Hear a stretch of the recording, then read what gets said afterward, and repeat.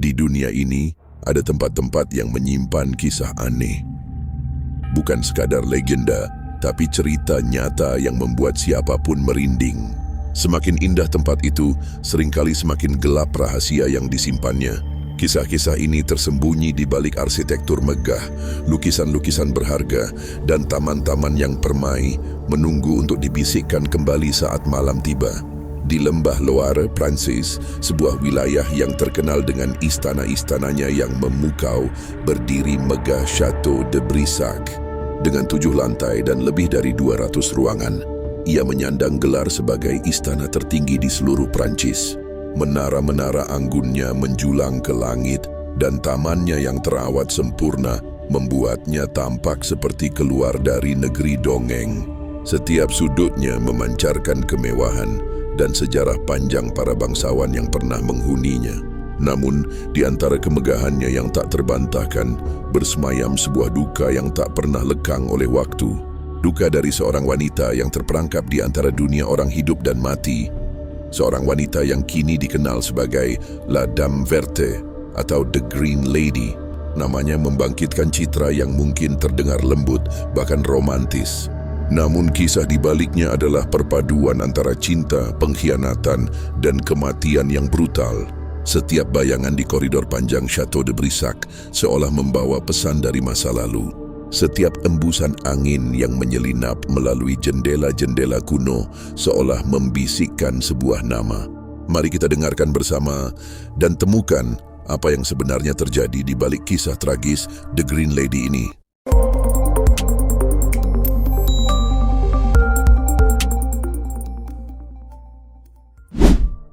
Kisah kita dimulai pada pertengahan abad ke-15, sebuah era di mana pernikahan di kalangan bangsawan lebih sering menjadi alat politik daripada penyatuan dua hati yang saling mencintai. Pada masa itu, Château de Brissac adalah milik seorang bangsawan berpengaruh bernama Jacques de Brézé. Jacques adalah seorang pria yang kuat dan disegani, namun juga dikenal memiliki temperamen yang keras. Sesuai dengan tradisi, ia dijodohkan dengan seorang wanita dari kalangan yang sangat terhormat, yaitu Charlotte de Valois. Charlotte bukanlah wanita biasa, ia adalah putri tidak sah dari Raja Prancis Charles VII dan selir favoritnya, Agnès Sorel. Meskipun statusnya sebagai anak di luar nikah, darah biru yang mengalir di nadinya memberinya posisi yang istimewa. Pernikahan antara Jacques dan Charlotte adalah sebuah perjodohan politik yang dirancang untuk memperkuat aliansi dan status sosial kedua keluarga. Tidak ada cinta yang menjadi dasar ikatan mereka. Jacques disibukkan dengan urusan berburu dan politiknya, sementara Charlotte merasa terasing dan kesepian di dalam istana yang megah namun dingin itu. Hari demi hari Charlotte menjalani hidupnya dalam kehampaan. Ia dikelilingi kemewahan, tetapi hatinya kosong. Hingga suatu hari di tengah kesendiriannya ia menemukan pelipur lara pada sosok yang tak terduga. Ia adalah seorang pemuda biasa, seorang pemburu kuda yang bekerja di istana bernama Pierre de la Vergne. Tidak ada yang tahu pasti bagaimana hubungan mereka dimulai. Tetapi di tengah hiruk-pikuk kehidupan istana, Charlotte yang kesepian akhirnya jatuh cinta. Mereka menjalin hubungan rahasia, bertemu secara sembunyi-sembunyi di sudut-sudut terpencil kastil, berpikir tak ada yang akan pernah tahu. Bagi Charlotte, Pierre adalah pelarian dari pernikahannya yang tanpa cinta. Namun rahasia sekecil apapun memiliki cara untuk terungkap. Dengarkan baik-baik karena sebagian dari cerita ini masih menjadi misteri hingga hari ini. Suatu malam yang nahas, pada bulan Mei 1477, Jacques de Brézé pulang dari kegiatan berburu jauh lebih awal dari yang diperkirakan. Saat ia melintasi koridor menuju kamarnya, ia mendengar sesuatu yang membuatnya berhenti. Suara-suara lirih yang berasal dari kamar tidur istrinya Charlotte. Itu bukan suara Charlotte sendirian. Dipenuhi amarah dan kecemburuan yang membakar, Jacques mendobrak pintu dengan kasar.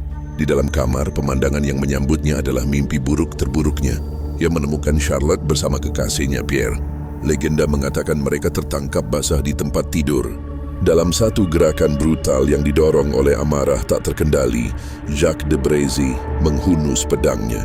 Tanpa ragu, tanpa ampun, ia menghabisi nyawa mereka berdua di tempat. Versi lain dari cerita ini menyebutkan bahwa ia membunuh Pierre terlebih dahulu, lalu memaksa Charlotte untuk menyaksikan sebelum akhirnya membunuhnya juga. Darah membasahi lantai kamar yang mewah itu, mengakhiri kisah cinta terlarang tersebut dengan cara yang paling tragis. Tragedi malam itu ternyata hanyalah sebuah permulaan. Tak lama setelah pembunuhan brutal tersebut, Jacques de Brézy mulai dihantui oleh perbuatannya sendiri. Ia mengaku tidak pernah bisa menemukan kedamaian di dalam istananya. Ia terus-menerus mendengar suara rintihan dan tangisan pilu Charlotte yang menggema di seluruh kastil, terutama di malam hari. Suara-suara itu seakan mengejarnya kemanapun ia pergi, pengingat abadi akan dosanya. Teror psikologis ini begitu hebat hingga akhirnya ia tidak tahan lagi. Jacques menjual Chateau de Brissac dan pergi selamanya, berharap bisa lari dari arwah istrinya yang gelisah. Namun hantu itu tidak pernah benar-benar pergi. Meskipun istana berpindah tangan dan direnovasi selama berabad-abad, sosok Charlotte tetap tinggal. Keluarga de Cossé Brissac yang membeli dan mendiami kastil itu sejak tahun 1502 hingga hari ini telah berulang kali menyaksikan kehadirannya. Tidak hanya keluarga, para tamu dan staf istana juga melaporkan pengalaman-pengalaman aneh yang tidak bisa dijelaskan. Sosoknya sering terlihat di ruang menara kapel, tempat di mana ia diyakini dibunuh. Ia selalu terlihat mengenakan gaun berburu berwarna hijau, gaun yang sama yang menurut legenda ia kenakan saat sering bertemu dengan kekasihnya secara rahasia. Itulah mengapa ia dijuluki La Dame Verte atau The Green Lady. Namun, bagian yang paling menakutkan dari penampakannya bukanlah gaun hijaunya atau kehadirannya yang tiba-tiba. Para saksi mata, termasuk anggota keluarga de Cossé Brissac sendiri, memberikan deskripsi yang membuat bulu kuduk berdiri. Mereka mengatakan saat sosok The Green Lady itu menoleh, wajahnya tidak ada. Yang ada hanyalah tengkorak kosong dengan lubang hitam di tempat mata dan hidungnya seharusnya berada. Sebuah gambaran mengerikan yang mencerminkan kematiannya yang tragis dan brutal. Seolah-olah wajahnya telah terkoyak oleh kekerasan atau membusuk seiring berjalannya waktu. Penampakan ini seringkali disertai dengan erangan panjang yang menyayat hati, sebuah suara duka yang tak kunjung usai. Sekarang coba bayangkan sejenak, bayangkan Anda berjalan sendirian di salah satu aula istana yang sunyi pada dini hari. Semua lampu telah padam. Satu-satunya penerangan hanyalah remang-remang cahaya bulan yang menyelinap masuk melalui jendela-jendela tinggi.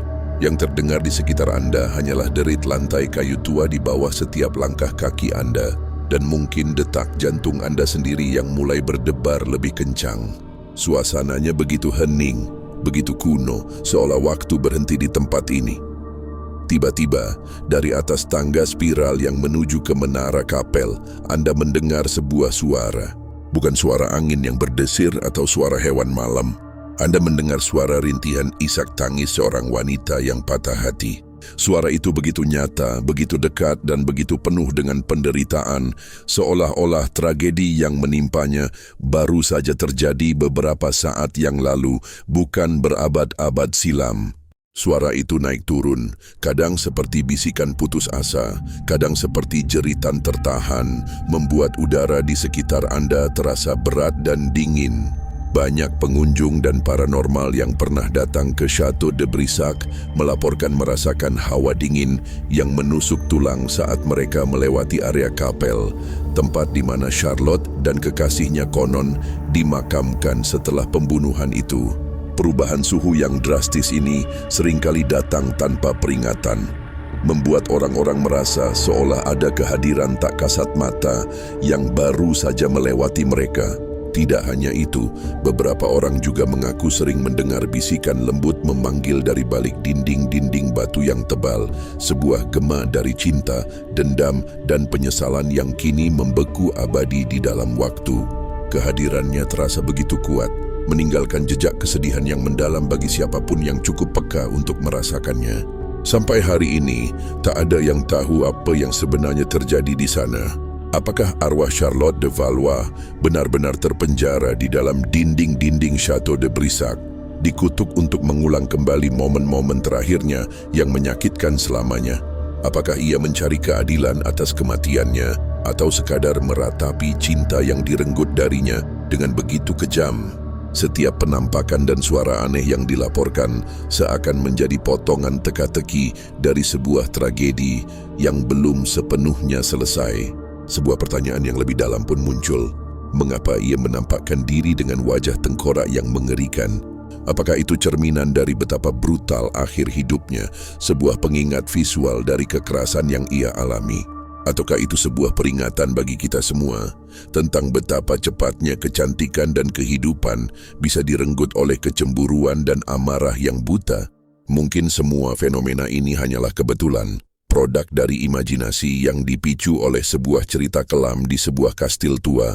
Atau mungkin sesuatu yang nyata memang masih menunggu bersembunyi di balik gelapnya malam di Chateau de Brissac. Kalau kamu suka dengan cerita seperti ini, bantu channel ini dengan tekan like dan bagikan ke temanmu.